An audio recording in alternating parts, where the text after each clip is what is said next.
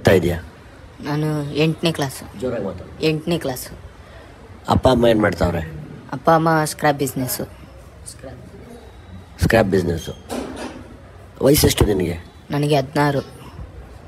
16 ವರ್ಷ. ಯಾವಾಗಿಂದ ಶುರು ಮಾಡಿದೆ ಗಾಂಜಾ? ನಾನು ಇವಾಗ ಒಂದು 2 ವರ್ಷ ಆಯಿತು. 2 ವರ್ಷದಿಂದ ಗಾಂಜಾ ಶುರು ಮಾಡಿದೆ. ಎಷ್ಟನೇ ಕ್ಲಾಸ್ ನೀನು?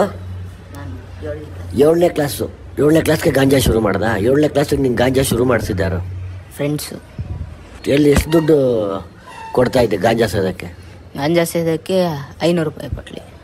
500 ರೂಪಾಯಿ ಪಟ್ಲಿ. ಓಕೆ, 500 ರೂಪಾಯಿ ಪಟ್ಲಿ. ಎಷ್ಟು ದಿನ ಸೇರ್ತಾ ಇದ್ರಿ? ನಾವು ಒಂದು 3-4 ಜನ ಸೇರ್ತಾ ಇದ್ವಿ. 500 ರೂಪಾಯಿ ಎಲ್ಲಿಂದ ತರ್ತಾ ಇದ್ರಿ? 500 ರೂಪಾಯಿ ನಮ್ಮಮ್ಮ ಇಕ್ಕಿರೋದನ್ನ ಕಾಸು ಎತ್ಕೊಂಡ್ಬಿಡ್ತಾ ಇದ್ದೆ. ಕದೀತಾ ಇದ್ದ?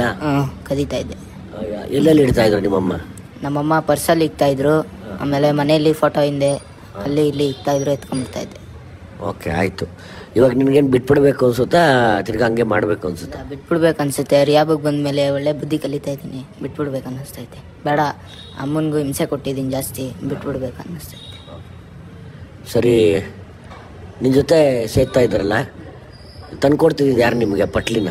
ಅವ್ರಿಗೆ ಮೇಯ್ನ್ ಎಲ್ಲಿಂದ ಬರ್ತಾ ಇತ್ತು? ಯಾರ ಮನೇಲಿ ಹೋಗ್ತಾ ಇರ್ತಾ ಇದ್ರು ಅವರು? ಅವರು ಮೇಯ್ನ್ ಬಂದು ಸರಿ, ಆಯಿತು.